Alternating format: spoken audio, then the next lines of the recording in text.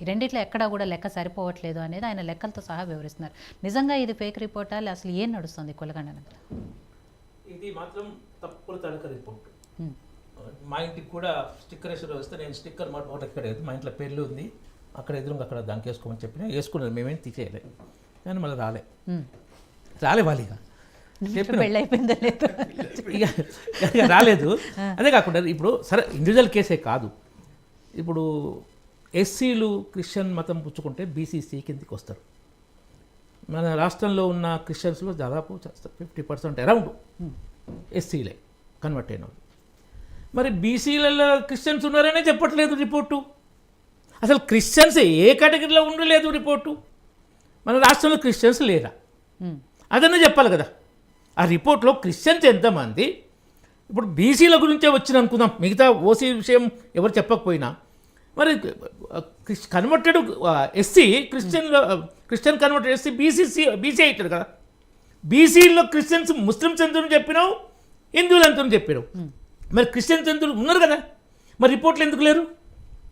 ఇది క్లియర్గా చెప్తుంది. తప్పుల తడక రిపోర్టు, పచ్చబద్ధ రిపోర్టు. రాహుల్ గాంధీ ఎజెండాలో హిందువుల్లో కులచిచ్చు పెట్టడానికి, తర్వాత వీళ్ళు చేసిన హామీలను దగా చేసి ఏదో మోసం చేస్తున్నారో దాని నుంచి డైవర్ట్ చేయడానికి ఈ పార్టీలో పదవుల పంచాయతీ జరుగుతుంది. కానీ మొన్న గాంధీ భవన్లో కొట్టుకునే యూత్ కాంగ్రెస్ కొట్టుకురు కదా, కొట్టుకురు కదా, వాళ్ళను కూడా డైవర్ట్ చేయడానికి ఇంకా మంత్రి కోమటిరెడ్డి రాజగోపాల్ రెడ్డి వీళ్ళంతా మంత్రి పదవుల కోసం ఈయన ముఖ్యమంత్రి అయితే ఉంటున్నాడు ఒక ఆయన పొంగులేటి శ్రీనివాసరెడ్డి, వీళ్ళ పదవులకు కూడా సీక్రెట్ మీటింగ్ పెట్టుకున్నారు. MLA secret. ఇప్పుడు ఏంటంటే ఇప్పుడు వాట్సాప్లో పోస్టింగ్ వచ్చింది, మీకు కూడా చూపిస్తా. మీకేమన్నా పదవి కావాలన్నా ఏదైనా బెనిఫిట్ కావాలన్నా నువ్వు అసమ్మతిగా మారి మమ్మల్ని తిడితే అప్పుడు నీకు వస్తాయి అని చెప్తుంది లీడర్. ఎట్లా అంటే ఇప్పుడు అసమ్మతి ఎమ్మెల్యేలు పోయి కడుస్తున్నారు కదా స్టేట్ ఇన్ఛార్జు రేవంత్ రెడ్డి, అలాంటి వాళ్ళకే పదవి నువ్వు అసమ్మతి మారని మళ్ళన్నా కూడా మరి అందుకే పెద్ద పదవి కోసం ఇలాంటి అసమ్మతి రాజకీయాలు చేస్తున్నావు. మీరేమైనా రాజకీయాలు చేసుకోండి, మీరు ప్రజలకు చేయాల్సింది చేయాలి, కానీ హిందువుల కుల చిచ్చు పెట్టడం ఏంది, మళ్ళన్నా అంత ఘోరంగా తిట్టడం ఏంది, కులాన్ని కుక్కలతో పోల్చడం చాలా దుర్మార్గం. అది ఏ కులాన్ని ఎవరు ఏ మతాన్ని ఎవరు టోటల్గా అవమానించకూడదు. ఏదైనా ఉంటే సబ్జెక్ట్ ఉంటే చెప్పాలి, సబ్జెక్ట్ వరకే చెప్పాలి, అది కూడా అవతలి వాళ్ళు హట్టు కాకుండా చూసుకోవాలి. ఇలా దీనికి ఏమైనా చట్టబద్ధత ఉందా? ఈ తీసిన రిపోర్టు వీళ్ళకి అధికార హోదాతో తీసిరా లేదు. అప్పుడు సోనియా గాంధీ ఒక ప్రణబ్ ముఖర్జీ నాయకత్వంలో తెలంగాణ ఒపీనియన్ చెప్పని కమిషన్ పెట్టింది, దానికి బీజేపీ చెప్పనన్నది, దానికి చట్టబద్ధత లేదు. ఆ కమిషన్ చెప్తే కమిషన్ రిపోర్ట్ బైండింగా కేంద్ర ప్రభుత్వం మీద ఏమైనా బైండింగ్ ఉందా? లేదు. అది ఇస్తుంది, మేము ఏమైనా చేయొచ్చు. చట్టబద్ధత లేని ఇది కూడా. ఇంకోటి కోర్టులు కూడా అంతకుముందు 2014లో జరిగిన సమగ్ర కుటుంబ సర్వేకి కూడా చట్టబద్ధత లేదు కదా. అంతకుముందు జరిగిన దానికి కూడా చట్టబద్ధత లేదు. అది హడావుడిగా చేసారు, దాన్ని ఎందుకని చెప్పలేదు. ఒకటేం చెప్తున్నారంటే అది ఉంది నెంబర్ ఇంత అని కేటీఆర్ చెప్పిండు. దాంట్లో ఏంటంటే దీనికన్నా మెచ్చుకోలేదు కదా, అది కుల చిచ్చు పెట్టలే. కేసీఆర్ ప్రభుత్వం చేసిన సమగ్ర కుటుంబ సర్వే, కుల సర్వే అనలే, సమగ్ర కుటుంబ సర్వే అన్నాడు. సరే, తర్వాత అది బెనిఫిట్ల కోసం వాడుకోలేదా తెలియదు. దీనికన్నా ఎఫెక్టివ్గా ఒక పాలసీలో ఏంటంటే వన్ డే పెట్టడం వల్ల ఆ రోజు వాళ్ళు ఇంటికి బైండ్ అయి ఉంటారు. ఏ రోజు వస్తారో తెలియనప్పుడు అదే దానికి అది సరిగ్గా జరగదు. సరే, అది అంత ఒక్కరోజు పెట్టడం వల్ల ఇబ్బందులు ఉంటాయి. కానీ కంపేర్ టు ఈ కాంగ్రెస్ దాన్ని పోలిస్తే మాత్రం అది బెటర్ ప్రోగ్రామ్, అది మంచి అంటలేము నేను. ఇంకోటి కాంగ్రెస్ 55 సంవత్సరాలు దేశాన్ని పాలించింది, మరి 5 సార్లు జనాభా లెక్కలు తీసింది. ఏనాడన్నా మరి కులాలుగానే తీసిందా? తీయాలి.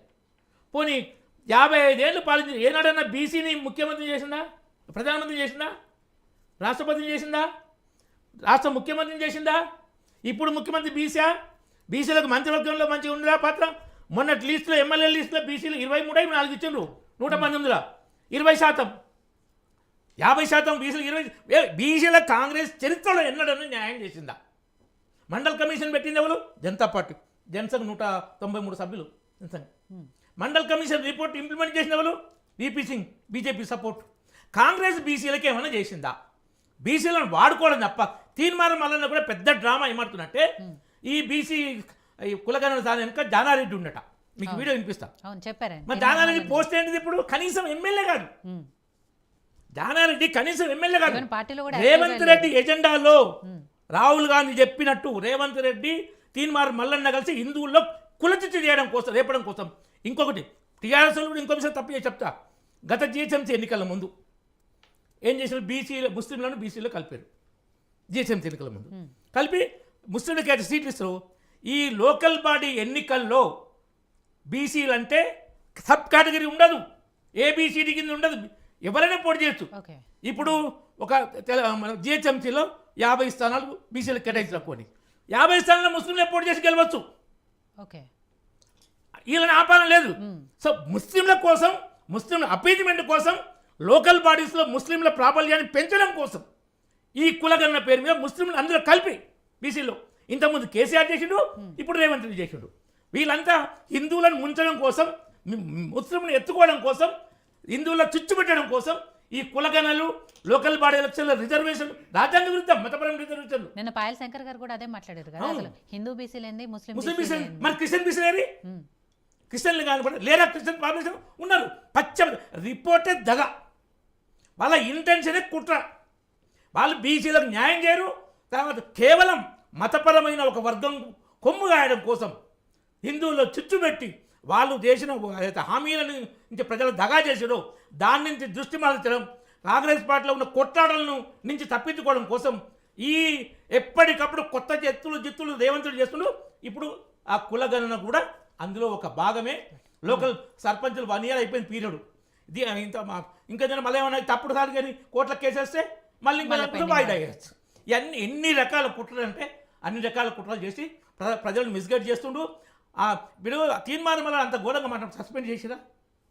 ఇవాళ షోకాజ్ నోటీసులు ఇచ్చారు. నోటీస్ ఇస్తారండి, నోటీస్ ఏముంది, ఇచ్చిన తర్వాత ఇచ్చినామని వాళ్ళు చెప్తారు. నాకు ఇంకా నోటీస్ నువ్వు నన్ను సస్పెండ్ చేస్తూ ఉంటావు.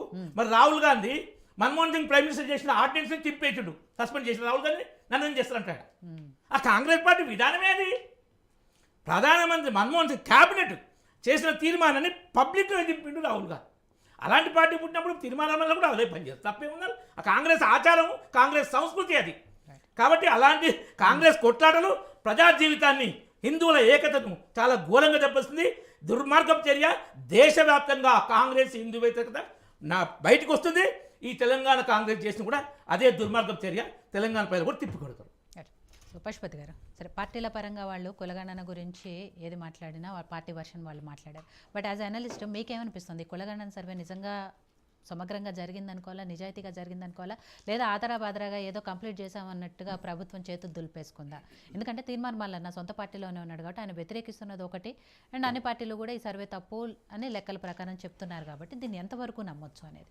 అండ్ ఈవెన్ తీర్మార్ మల్లన్న మాట్లాడిన మాటలు చూసినా కూడా సరే బీసీలకు రాజ్యాధికారం రావాలనుకోవటం, ముఖ్యమంత్రి కావాలనుకోవటము తప్పులేదు, కానీ ఆ పేరుతో వాళ్ళ పక్షాన మాట్లాడుతున్నాం అని చెప్తూ ఇంకొక సామాజిక వర్గాన్ని దూషిస్తూ లేకపోతే విపరీతమైన పదజాలం మాట్లాడుతూ ఇవన్నీ చేయడం ఎంతవరకు కరెక్ట్ అనేది? యోయో టీవీ వీక్షకులకు, ప్యానెల్ మిత్రులకు గుడ్ ఈవినింగ్. ప్రధానంగా ఇవాళ ఒక సభ్య సమాజం, ప్రతి ఒక్కరు టీవీ చూస్తున్నటువంటి ప్రతి ఒక్కరు కూడా ఆలోచించాల్సిన ఆవశ్యకత ఉంది. ఎందుకంటే ఒకవైపు మనం చదువుకుంటున్న స్టూడెంట్ల వాళ్ళని మనం ఏమంటాం, మీరు కులము మతము అడగొద్దు అని అంటుంటారు. కులాల ప్రాతిపదికన విద్యా సంస్థలు ఏర్పడుతున్నాయి, ప్రభుత్వం ఏర్పాటు చేస్తుంది. అంటే ఇది ఎస్సీ స్కూల్, ఇది బీసీ స్కూల్, గురుకులాలు